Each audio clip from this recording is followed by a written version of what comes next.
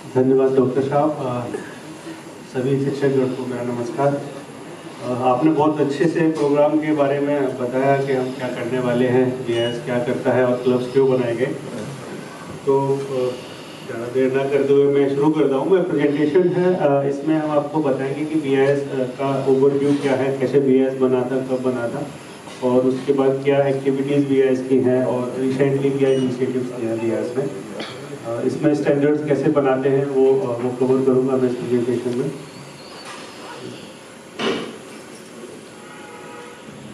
तो आपका कोई अगर बीच बीच में सवाल आता है तो पूछ सकते हैं, तो थोड़ा सा प्रोग्राम चलता रहेगा, आपको नींद नहीं आएगी। सबसे कठिन काम होता है बैठ के सुनना। आधे एक घंटे के बाद बहुत कठिन हो जाता है कि हम कंसंट्रेशन के साथ कुछ सुन पाएँ। तो अगर आप बीच बीच में कुछ पूछते रहेंगे तो अच्छा रहेगा। तो ये होपफुली सबको पीछे तक दिख रहा होगा, सभी टीचर्स को दिख रहा होगा। ये 1946 में अनाउंस हुआ था कि एक इंडिया में स्टैंडर्ड्स का इंस्टीट्यूशन बनेगा। तो 46 में इंडियन स्टैंडर्ड्स इंस्टीट्यूशन से शुरुआत हुई थी बीआईएस की, जो 47 में फाइनली एग्जिस्टेंस में आया था। जब फर्स्ट टाइम जो बीआईएस है वो तो 1986 के बाद ही आया है, बट उससे पहले जो था आईएसआई था, इंडियन स्टैंडर्ड्स इंस्टीट्यूशन था। तो 1946 में सोसाइटीज़ एक्ट से बीआईएस का रजिस्ट्रेशन हुआ था, और 47 के बाद 52 में आके जो 47 में इंस्टीट्यूट था जो केवल स्टैंडर्ड्स बनाने का काम होता था, जहाँ केवल स्टैंडर्ड्स बनते थे। 52 में सर्टिफिकेशन का शुरू करने के लिए सर्टिफिकेशन मार्क्स एक्ट आया था। सर्टिफिकेशन बेसिकली क्या है, हमने कोई स्टैंडर्ड बना दिया, हमने रिक्वायरमेंट सेट कर दी किसी प्रोडक्ट के लिए कि ये प्रोडक्ट है, इसका क्वालिटी पैरामीटर पर मीट करने के लिए इसमें ये रिक्वायरमेंट होनी चाहिए।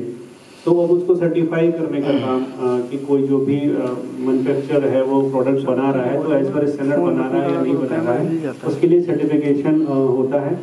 तो सर्टिफिकेशन एक थर्ड पार्टी गारंटी होती है बीआईएस की तरफ से कि अगर ऐसे मार्क लगा है तो ये जो प्रोडक्ट है जो आप यूज़ कर रहे हैं ये एज पर स्टैंडर्ड होगा, और वो कौन से स्टैंडर्ड के हिसाब से होगा वो उस प्रोडक्ट पे लिखा होता है। कभी भी आप ऐसे ही मार्क देखेंगे तो उस पर एक नंबर लिखा होता है, डॉक्यूमेंट नंबर होता है।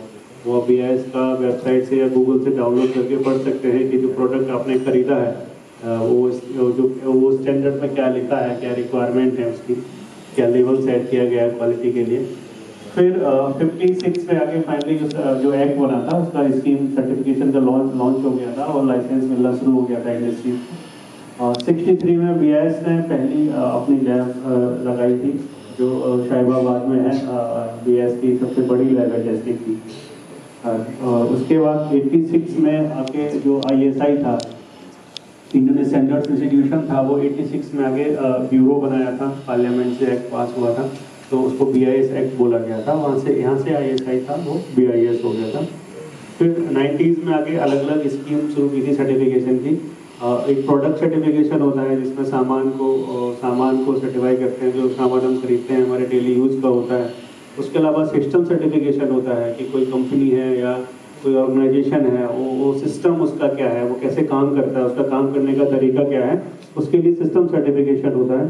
तो 90s में आके सिस्टम सर्टिफिकेशन शुरू हुआ था। फिर 2000 में आरबीआई ने कमेटी बनी थी, उन्होंने इंडिया में गोल्ड के लिए स्टैंडर्ड बनाना और उसके सर्टिफिकेशन की बात की थी आरबीआई ने।